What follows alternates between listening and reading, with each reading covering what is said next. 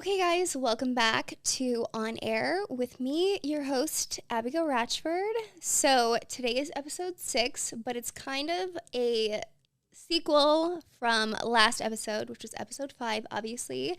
The episode about why men love bitches. And one of the key points that I kept stressing in that episode was understanding your value. So today's episode is basically what is the difference between being a high value woman and a gold digger? Because sometimes people don't really understand the difference, and there are plenty. So we're going to get into it right now. Okay, guys. So the main difference between a high value woman, which we are going to refer to as HVW, so I don't have to keep saying the very long term every single time, and a gold digger is where you focus your energy. So whenever you think of a gold digger, what is the picture that comes to mind? Like a young blonde in her 20s with some really, really old guy, probably in like his 70s or 80s, I'm assuming. And I would say that's like a little bit kind of exaggerated, but it's not that far off because a gold digger essentially focuses all of her energy and her effort into finding a man, chasing a guy who is well off, who's successful, who's very rich, where a high value woman focuses her energy inward on herself and she creates value in herself. She raises her her price to access her, basically. She requires somebody to be this, this, this, and this. And one of the things that she requires is a man to be successful, but that's after, a bunch of other things. So she has a list, and if you don't meet it, on to the next.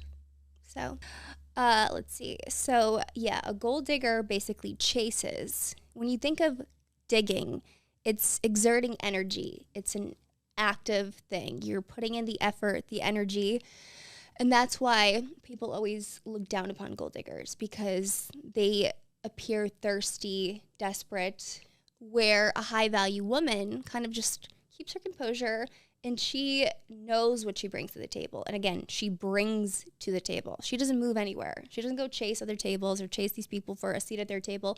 She brings people to her. She attracts. So I'm trying to think of some experiences that I myself have had with gold diggers. I've been called gold digger a few times, especially when I was first starting out, because I had dated somebody who came from a very, very wealthy family, and people were posting about it, saying, oh my God, she's dating the son of a billionaire, all this stuff. She's a gold digger. But little did they know, he never bought me anything. Not saying, anything was wrong with him, but he essentially was like a trust fund kid, and I always paid for all my own stuff. So that kind of bothered me, but I never obviously would put him, expose him, I guess, and be like, no, I, pay my own way. So that kind of was something that I dealt with when I first moved to LA, that reputation, I guess. And I've also have had other girls who I've known who are gold diggers that were, I would say, acquaintances of mine, not really friends, but they really just had no goals of their own or no dreams, I guess. And it would kind of become very clear within the first couple of times hanging out with them that they were just trying to find somebody kind of to rescue them or to, give them this life that they envisioned in their heads. And I feel like it just comes across, Yeah. It's it's visible when somebody's like that. So the main difference, again, is the intention behind it. So sometimes a woman who's a high value woman ends up in a relationship with a man who's very well off, and then say that she puts her own goals and dreams kind of on the back burner. Then she kind of becomes a gold digger without even realizing it, because she's with this person because they pay for her entire life and she's given up her independence in a way. And then I feel like that's when I feel like sometimes if a guy knows that you are dependent on him financially, he starts acting out.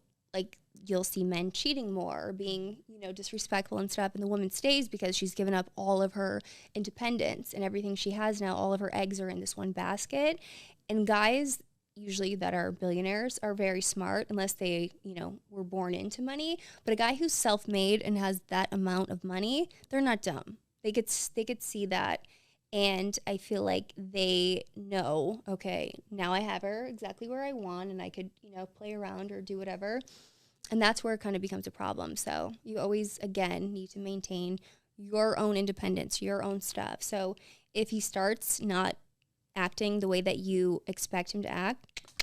So I also feel like there is a huge difference between guys who are new money and guys who are old money, and also guys who maybe made their fortune off of something that I don't want to say requires you to be smart, but I feel like in LA you see all of these guys who are posting these photos of like Lamborghinis and Rolls Royces and stuff, but then they live in like a 2-bedroom apartment in Hollywood, and most of them probably sell weed, which there's nothing wrong with it. I know a million people in LA that do that. It's legal here. It's a good money, thing.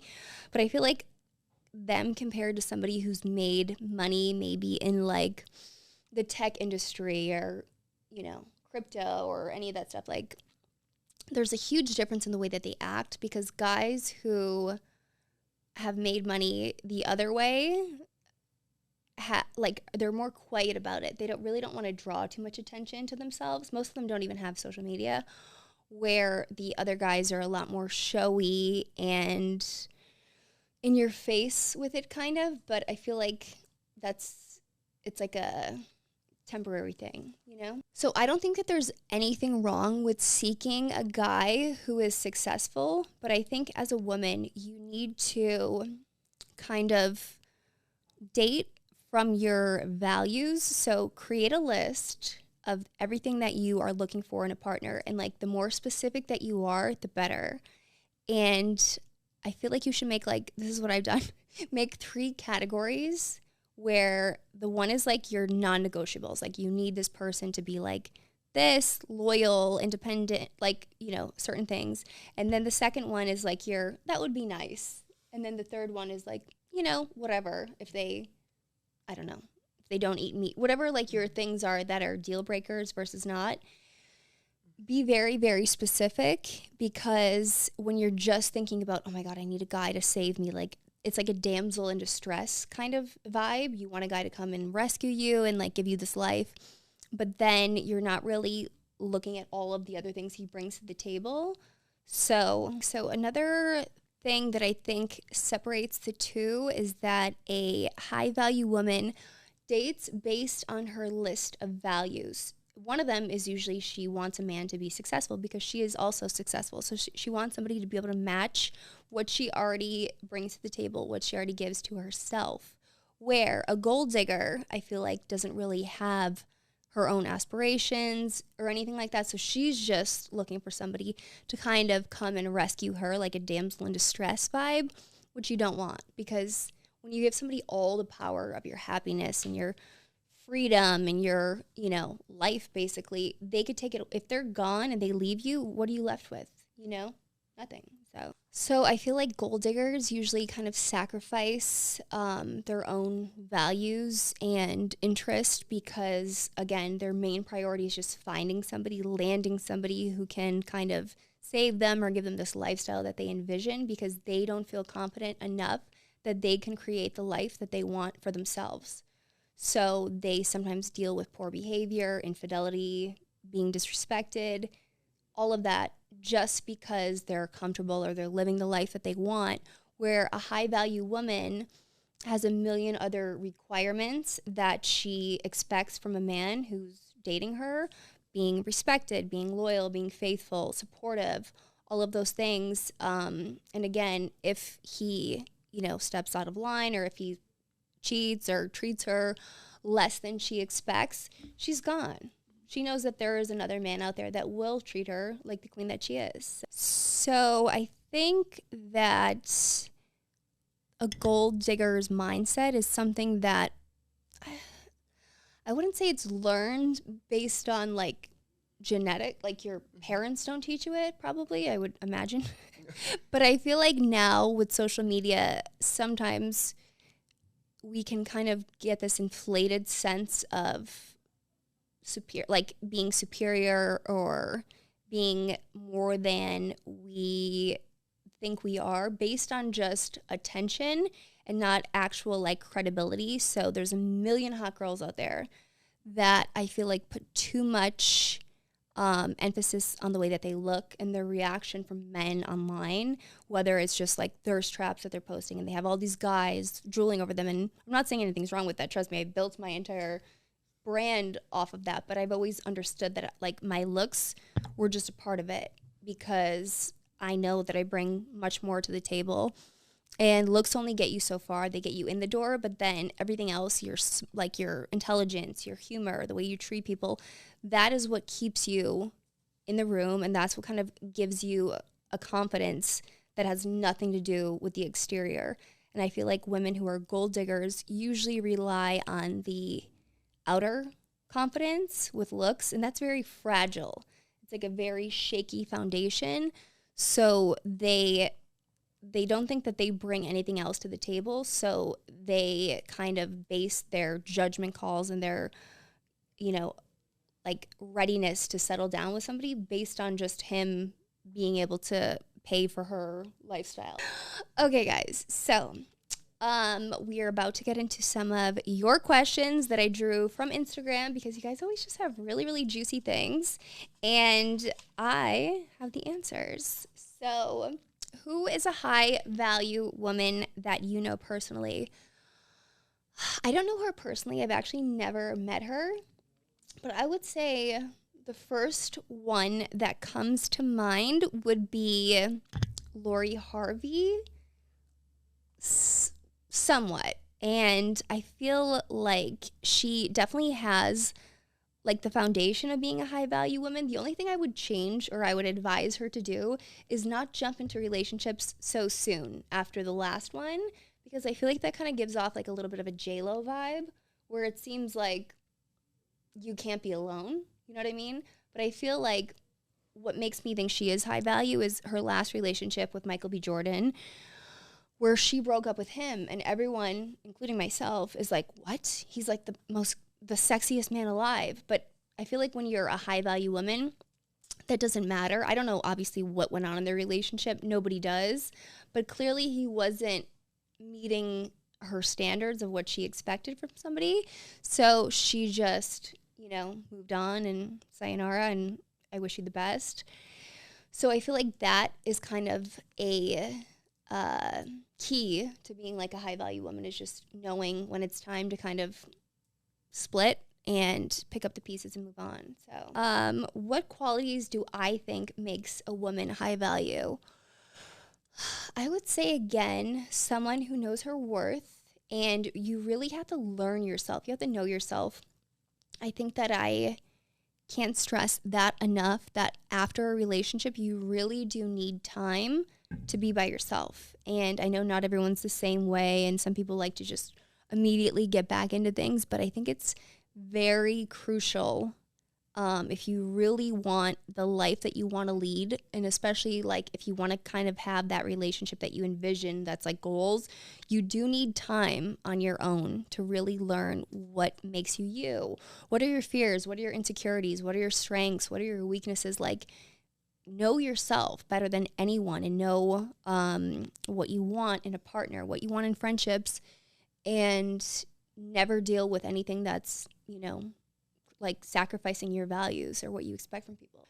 Do I think that gold diggers and high value women are mutually exclusive, or could somebody be both? I think that you can start as one and become the other.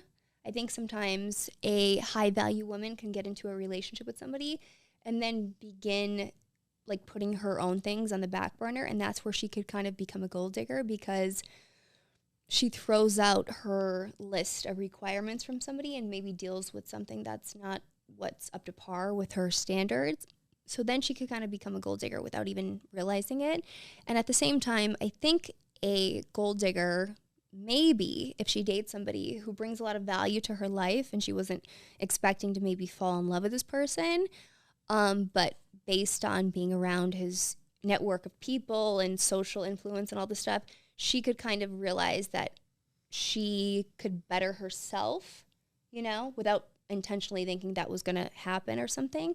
I think that she could maybe become a high value woman and be like, you know what, I'm around these people that I never had access to before because they're friends with this guy that I'm dating and they inspire me to want better for myself, you know? So I think that there's potential for both of them to kind of cross over if that happens. How can someone distinguish being genuinely attracted to somebody or just being attracted to somebody for their wealth and status? I would say if you really think about it, if you take the money and everything off the table, if you would want to be with this person, like just envision the life without any of that stuff. And if you're like, this person is replaceable, then you know that you're just with them for those things. But if you're like, no, that none of that matters, I really love this person and that's just like an added bonus that they're successful, then you know that there's more to it. There's more substance to the attractions. What are some common misconceptions people have about high value women?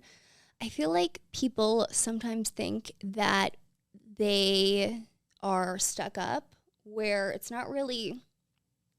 I feel like it's not for me. Like people have said, oh my God, you're just stuck up. Or some of my friends have tried to set me up with guys and I'm like, no, like that's like, no, you're too picky. And I'm like, maybe you're just not picky enough. And I feel like we need to understand that our energy is very expensive and important. And like, you don't need to kind of spread yourself thin. You don't need to give everyone access to you. And it's not being standoffish or being stuck up. It's just kind of knowing your worth. And you could be nice to people, but not everyone needs to be like, you know, granted time and whatever to get to know you on that level. So again, between this episode and the last episode about why men love bitches, one of the words that keeps kind of resurfacing is the word boundaries. Now, it's not really, like when you think of the word boundaries, it kind of seems like it's like a fence to keep people out, but it's not really like that. It's like, I forget, somebody explained this once to this, I was watching this kind of this YouTube video from this person who's all into like manifestation, all that stuff.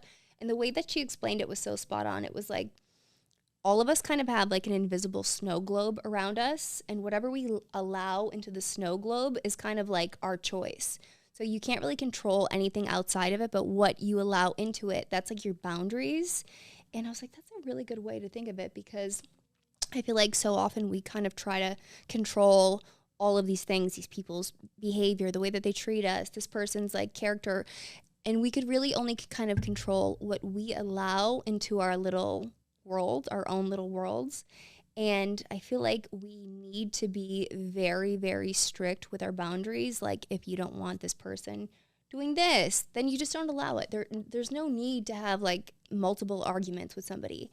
You just don't allow it, and you realize that that's okay. You know, that's them. I don't need them in my life, and I'll find somebody who kind of respects my boundaries, and I'll just move on. Again, like it doesn't have to be some big orchestrated toxic blowout with everybody that, you know, isn't meeting your standards, but you just move on and you realize that you live in a world of abundance and there's a million other people out there. So you just kind of keep applying all of these things that you learn to this mindset. High value woman, a bitch, a babe in total control of herself. And that's it. You just keep it moving. Okay, guys. So today was fun. I hope you guys learned a little thing or two about the difference between being a gold digger and a high value woman. Yes. And why it's so important to always put yourself first, establish your boundaries, and stick to them. Until next time, I'll see you guys later.